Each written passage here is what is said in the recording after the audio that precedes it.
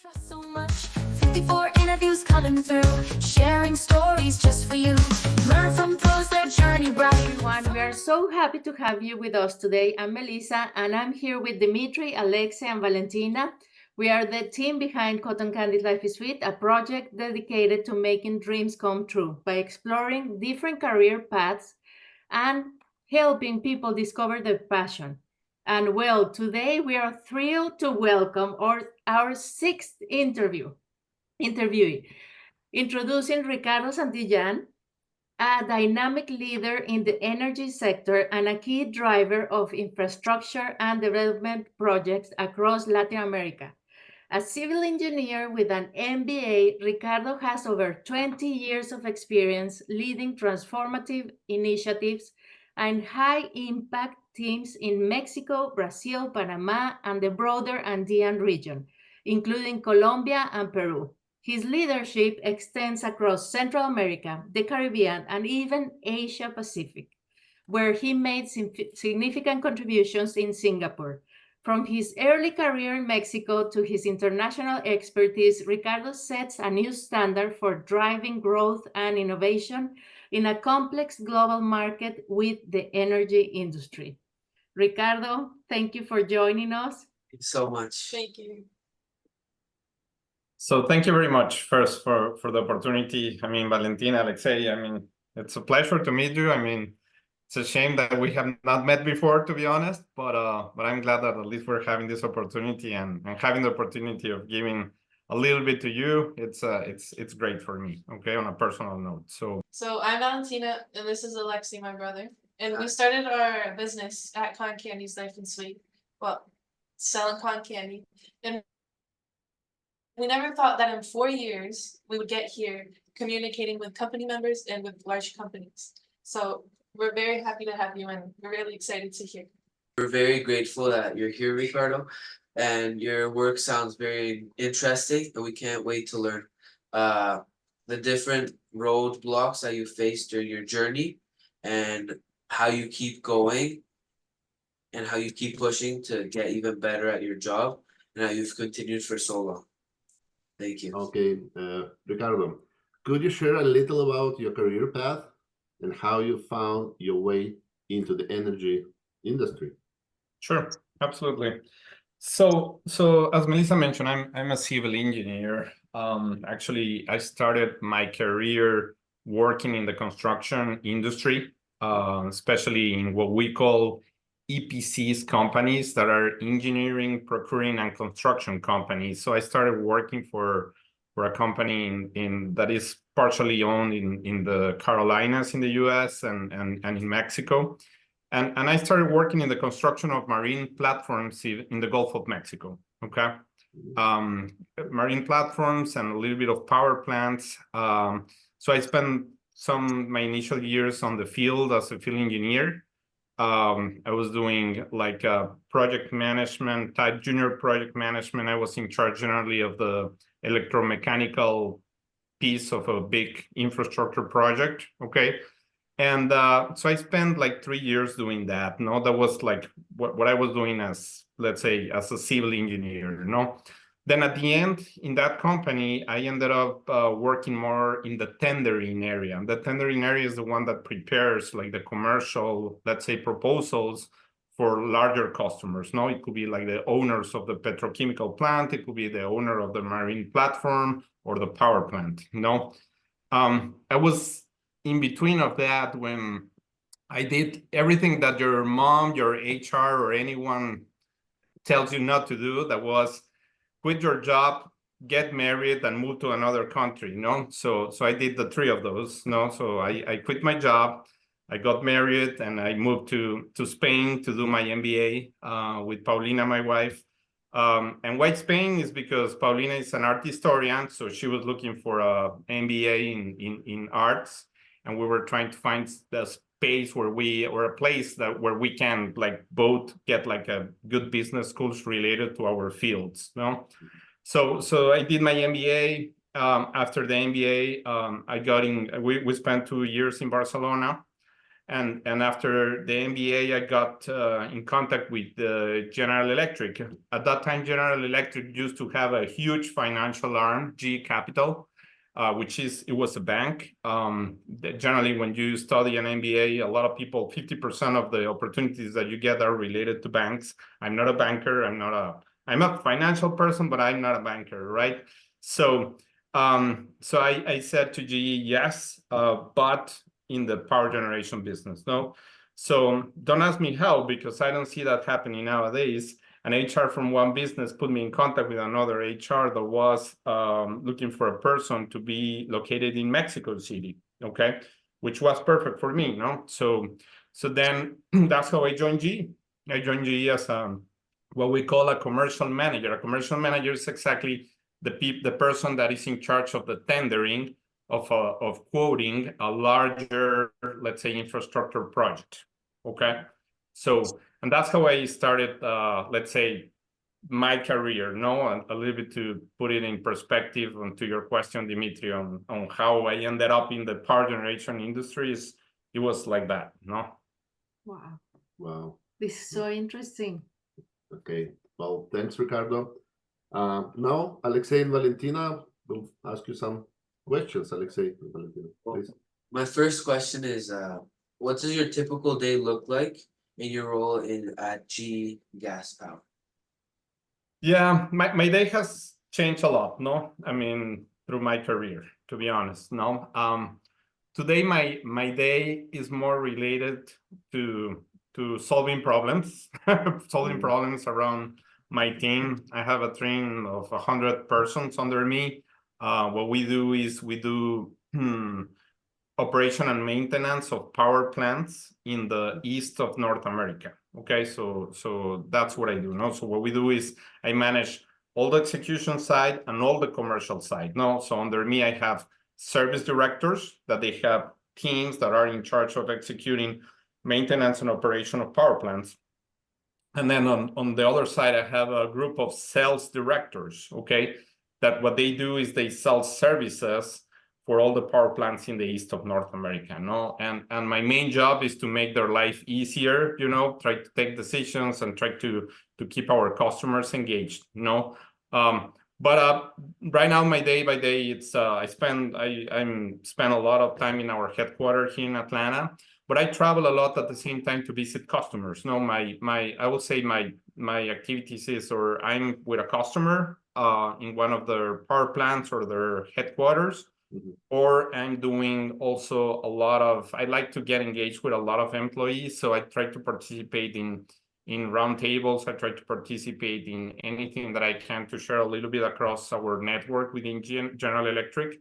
And the rest, I spend my time in an office, in a corporate office, where the day by day, it's a little bit boring in my view, after all these years. But I will tell you, I like it, because at the end, I have the opportunity to help. As I was saying at the beginning, that my main goal today is how can I help my team? How can I make their life easier?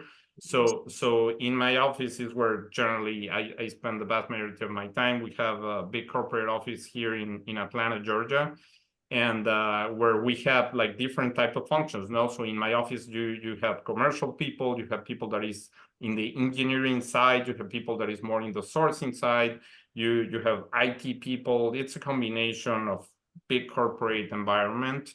So that's a little bit, Alexei, of what I do in my day by day. Okay. So what are some things you look forward to in your job, and what are the toughest things you challenge? So let me start with the last one. Okay. I think the toughest is I would say serving customers, keep my customers happy, is tough. It's tough, especially when you're dealing with major petrochemical power generation companies. All of them, it's our public companies, that they have shareholders that they need to respond to. So at the end, it's just a lot of sense of accountability and urgency around how can you serve them better. That's my biggest challenge, and that's what I was doing right before this call. I was in a call trying to solve a problem for a customer, and right after this call I'm going to jump in another problem, right, that I need to help my team to figure it out, and find options. And it's always about not only how do you make your customer happy, but how can you give them options that maybe the challenges that they have are hard enough, and maybe you don't have a solution, but if you give them something that they can explore and they can analyze, it's always well received. So that's a little bit what I'll say my biggest challenge. And what was the first part of the question? Sorry, I forgot. So what do you enjoy most? Yeah, what I enjoy most, honestly, is the people. I work with very smart people every day. It's an environment where I learn every day, and not learn because I'm proactively trying to learn. It's just because the level and caliber of professionals that I'm dealing with on a daily basis is so high that I feel challenged, right? I feel challenged just by those interactions and conversations. That it's just very, let's say, enjoyable, and also it's very rewarding at the same time, because I just keep on growing as I continue iterating. In the past, there used to be like a philosophy in the corporate world that you needed not to share information because you need to be essential in a company. So as long as you can protect your knowledge, you're going to be indispensable for the company, and you're going to stay there forever. Honestly, I believe completely the opposite.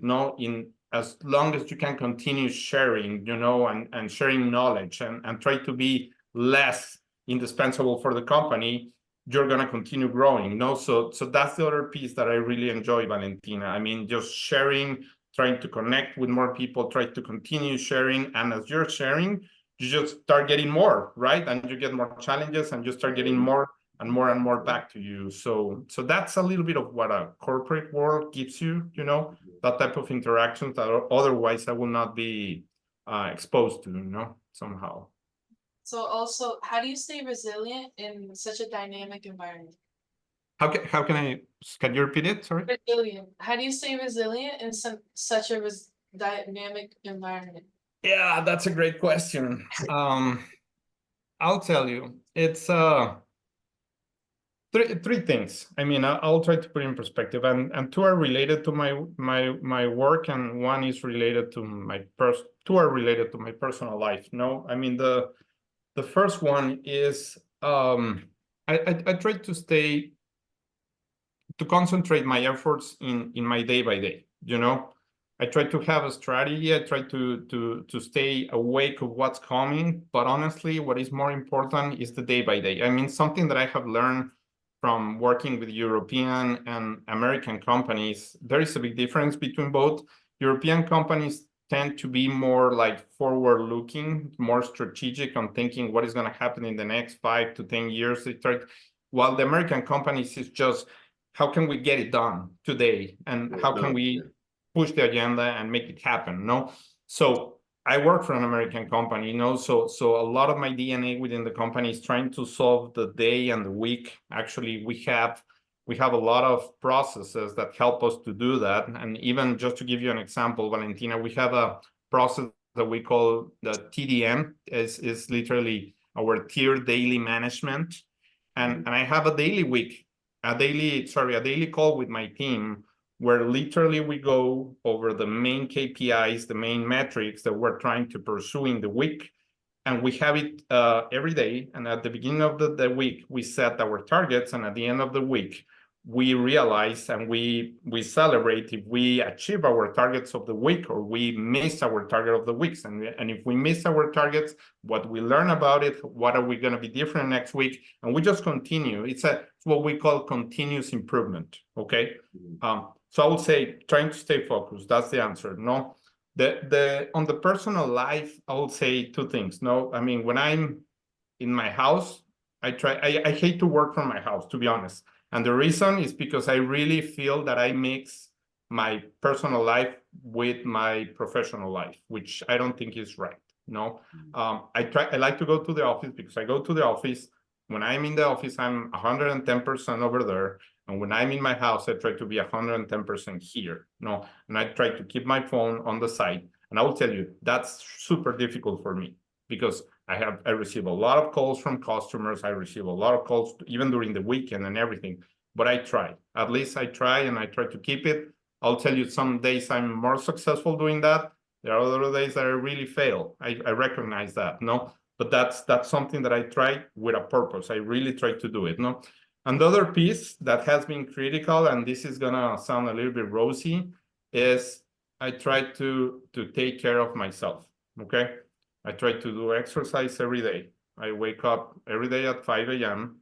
and I try to do small workouts. I try to work out no more than 30 minutes, but every day, 20 minutes, but every day, and that has helped me to control my stress, to stay healthy, to gain more energy. Everything helps. And maybe when I was 40 or late 30s, I couldn't see the benefits that much. Today, if I don't work out one day, I feel bad. I really feel bad. I don't feel like engaged. I don't feel the energy. If I stop working like 2-3 days, I start feeling like a little bit lost. When I go on vacations, I really need to work out because I can't stop doing it anymore because it's part of my daily routine that is taking care of myself. Valentina. Sí. Thank you. And well, I have 2 more questions. And what skills have been the most valuable in your career? And are there any skills that you wish you had developed earlier or learned? Yeah, I'll tell you. I mean, one key, I'll say 2 skills that are like critical across the board on anything that you do. One is communication skills. I mean, if you're going to be selling, if you're going to be executing, if you're going to be doing HR, whatever, I mean, you name it. No, it doesn't matter what type of profession, career path that you pick. If you're going to be teaching, working on your communication skills, I think is essential. And as early as you can do it, is going to benefit and boost your career very quickly. Okay, that's one that for me, it has been critical, no? An area where I think I could have done better in my career, I think would have been more financial, stay a little bit more closer to be a financial expert. When you're in the corporate world, as you continue growing, that's what you do, right? I'm running around a balance sheet. I'm responsible for revenue. I'm responsible for profit. I'm responsible for growth margin, cash, you name it. No, so if your financial acumen is high, I think it's a competitive advantage, and that's what I did an MBA because I felt that I needed that. But maybe I continue to feel that that's my development area. Some people might tell you it's not true, okay, that I'm fine or I'm okay, but because of the career path that I follow. But I think it's in the corporate world is basic and essential, I would say. Okay. So I have another question. So when you were younger, did you see yourself working here? Or if not, what did you want to become? Yeah, I'm a very weird animal because I decided to be a civil engineer when I was in 7th grade. Okay. Yeah. And the reason why I decided to be a civil engineer is because my dad used to work with a lot of construction companies. So a lot of his customers were construction companies. So he used to take me not very often, but I mean, I can say at least 5, 6, 7 times. He took me to different construction sites, like the constructions of highways, dams, this type of bridges, these type of things. That I fall in love with the heavy equipment, with heavy machinery. I got in love into all the environment of the infrastructure projects, right? So I knew that I wanted to be a civil engineer somehow, no? Then when I was in college, I learned that civil engineering was divided into three big branches. No, the first branch is construction, no, pure construction. The second branch is engineering, no, all the engineering and design that the things that you're going to construct or you're going to be constructing. And the third one is the planning of the projects. Okay. And during college, I decided that I mean, for me being in a construction site 24/7 for many years was not the type of lifestyle that I was looking for. Also, even though I'm fairly good in mathematics and physics and everything, I don't really enjoy to be seated in front of a computer doing a drawing for hours and hours. So I don't consider myself a design engineer. But I really love to plan projects. I really like to do like Gantt charts and try to see if we're going to be able to attain a budget, if we're going to be able to attain an execution program, you know. And that's when I decided that planning was like the right area. Okay. So, but when I was in 7th grade, I didn't know that. No, I learned that through school. No. And then when I graduated, honestly, you get what you get. No, it's you just get opportunities. And sometimes, even though you're looking for planning, I think you just gotta pick your battles, because you gotta put a foot in the ground and try to be able to learn something. And like put me into the construction site. No, and honestly, that was the best thing that could happen to me, because it's super important. If you're gonna be an engineer, it's super important to get core experience on the field. At least doesn't have to be 10 years. It doesn't have to be 20 years. 3-5 years is more than enough. And when you're young, let's say a brand new graduate, it's easy for you, no? Because you can go there, you don't have family, you're flexible, you can spend weekends working, you can be stationed in the middle of the Gulf of Mexico, where you know that's fine for some years. But after that, then you start building something else, but you already created that let's call it anchor, that you already have developed skill sets on the field. And then you need to start looking for additional skill sets as you continue progressing in your career. Long answer, Valentina, but that's a little bit of how I got into it. Let's say from when I decided to be let's say a civil engineer, no? Can I ask you a question? Yeah, of course. Do you understand the how the energy world works in general? I mean, how do you get like power in your house, and where everything comes from, and the type of power generation, let's say, sources that are available in the market, this type of thing? Kinda, yeah. Okay. Yeah, I mean, need to see a video, Ricardo. If you have a video that you could I share will. with us, that Absolutely. would be really nice. So, and Ricardo, I would like to ask one question to you. If you could explain the logistics of that one project that you like the most. No, completely. I mean, I'll tell you something that we're doing that is, I think, very exciting. No, so we're working a lot today in how do we decarbonize the world. No, I mean, how can we literally reduce carbon emissions in the atmosphere?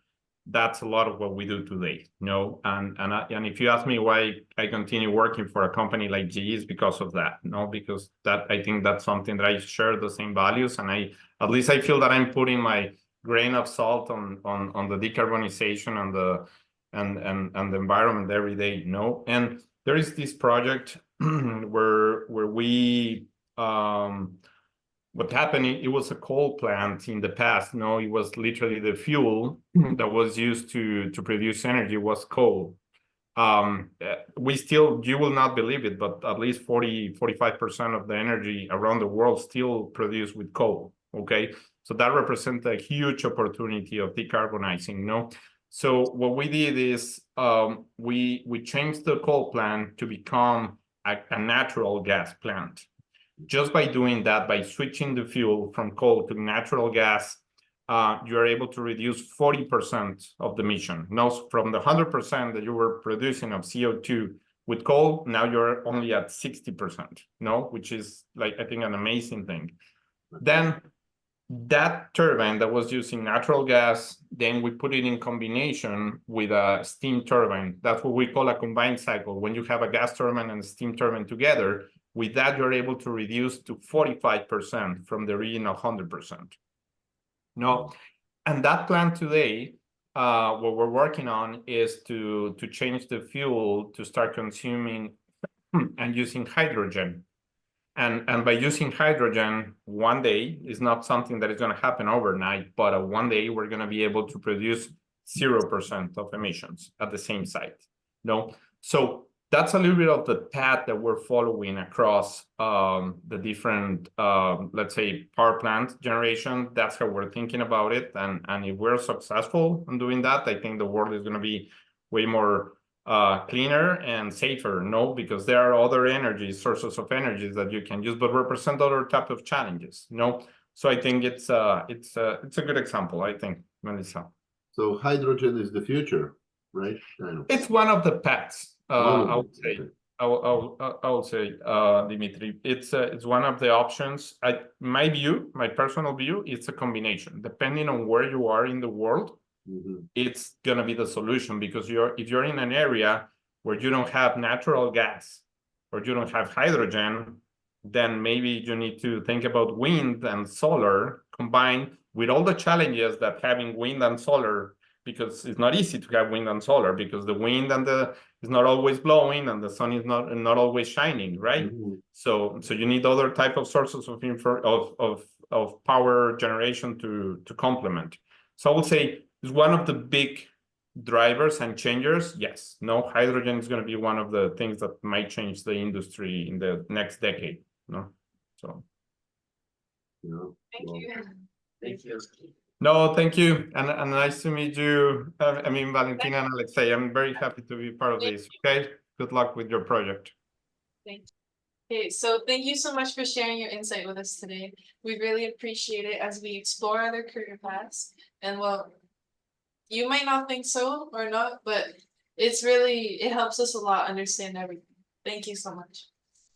Yeah, and well, thanks so much for coming on and sharing your insights and your experience that you've gone through. And we're very excited and we're very grateful for people who have tuned in to watch this video. Thank you so much, Ricardo. And this was our 6th interview of our 52-week challenge.